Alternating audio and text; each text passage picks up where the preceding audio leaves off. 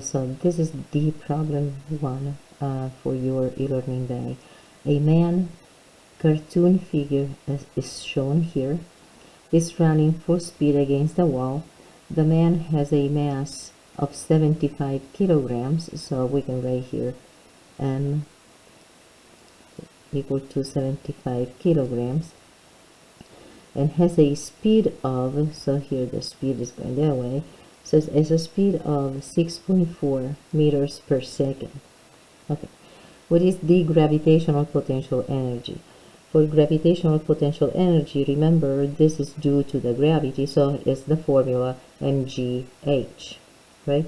But you have no h because it's still flat on the ground, so it's not going up on the ground, so this one has to be 0 joules. What is the kinetic energy? Well, according to the formula, kinetic energy is 1/2 mv squared.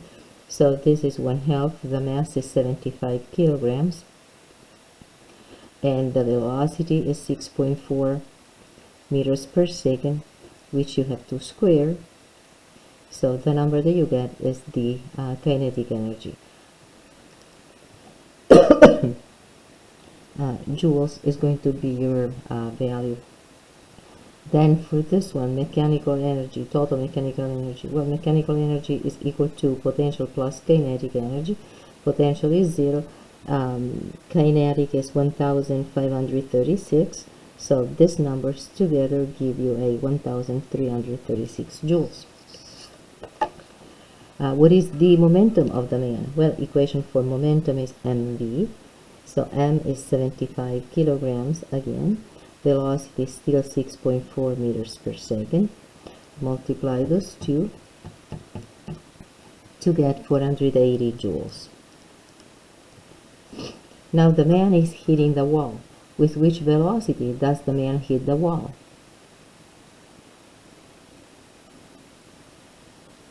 With which velocity does the man hit the wall? If he traveled 153 meters with an acceleration of, so this velocity was the initial velocity.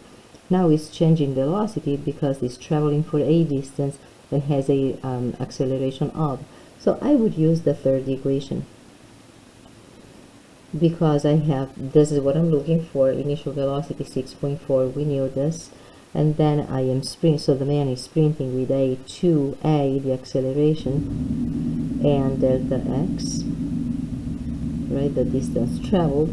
So this means that v final squared is equal to 6.4 squared plus 2, 0.5, and 153. So this is equal to, so 6.4 squared plus 2 times 0.5 times 153, so it gives you a 194 if we round up meters per second. And this means that the velocity of impact is square root of this. So if I do the square root of this number, I have 13.9, so 14 meters per second. Okay, so this is the impact velocity against the wall. How long did it take the man to hit the wall? Well, which equation would I use? I can use maybe the second. Technically, you can choose any. I mean, either the one of the first or the second, but I will use the second. So V final equal to V initial plus AT. So V final is 14 minus, and bringing this one on the other side, 6.4 divided by 0.5. Right, this is the time. You take your time to do the maneuvers there. Minus 6.4 divided by 0.5, and we have a 15.2 seconds. Okay, so this is the time.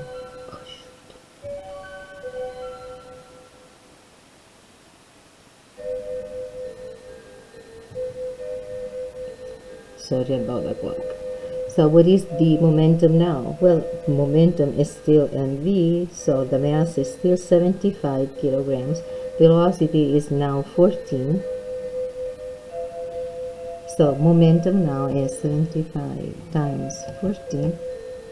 1050 kilograms meters per second. Make sure you don't mess up those units. What is kinetic energy at this point? Well, again, based off this velocity. So kinetic energy is 1/2 mv squared. So it's 1/2 75 14 squared. So 0.5 75 14 squared. So 7350 joules. What is the gravitational potential energy? Well, formula for gravitational potential energy, so the one that goes with the gravity, is still zero because the man is still on the ground. What is the difference in kinetic energy of the man? So the new kinetic energy is 7350. So the delta, right, the difference, delta K energy is equal to 7350 minus the previous kinetic energy, which was 1536, and gives us a 5814 joules. How much work was done to bring him to this kinetic energy? Well, this much, because to go from this value to this value, you got to add this number. So this is the work done on this kinetic energy to bring this kinetic energy to this value. So work is equal to 5814 joules. If now the man's nose get accordioned by hitting the wall, with the last velocity you just calculated, so with the 14 meters per second, what is this change in momentum? So P initial of impact is going to be the one that we had here, right? Because this is the one calculated with the 14 meters per second. So this is the momentum, value of momentum initial. And then the final momentum instead is zero because now the nose is accordioned and he's stopped against the wall right here. So your change in momentum is going to be 0 minus, right, because it's P final minus P initial, 1050. So your answer is minus 1050. So this is the change in momentum. Now, why is this negative? Well, you start with a momentum that was 1050, right? You got to add this value to this to go to 0. So this one has to be negative. If the man here receives a force of 620 newtons by the wall, how long did it take the man to stop? But remember that change in momentum is the same as F delta T.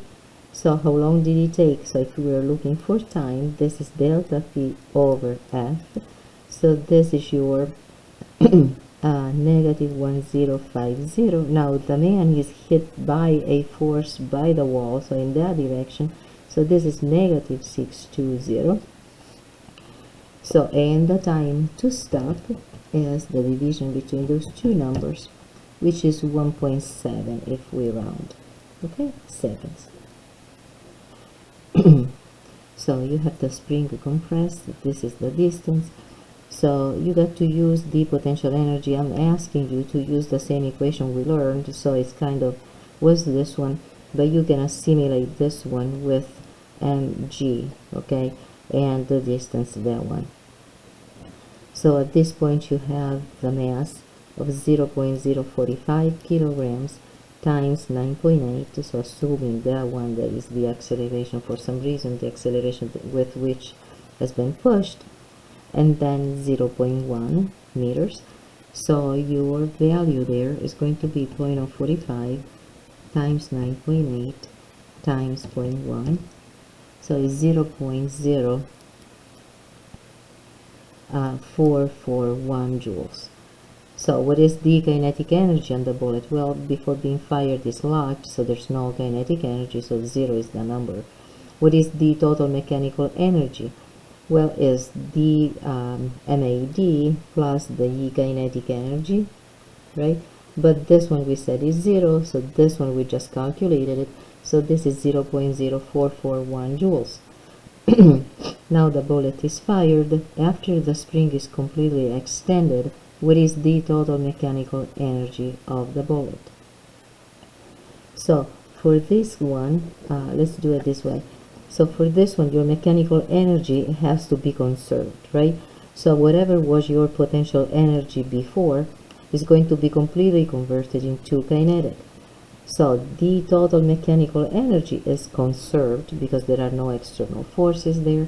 So if it is conserved, total mechanical energy is still the same number. Then I'm asking what is the kinetic energy as the bullet leaves the gun. So at that point your potential energy is completely converted, right?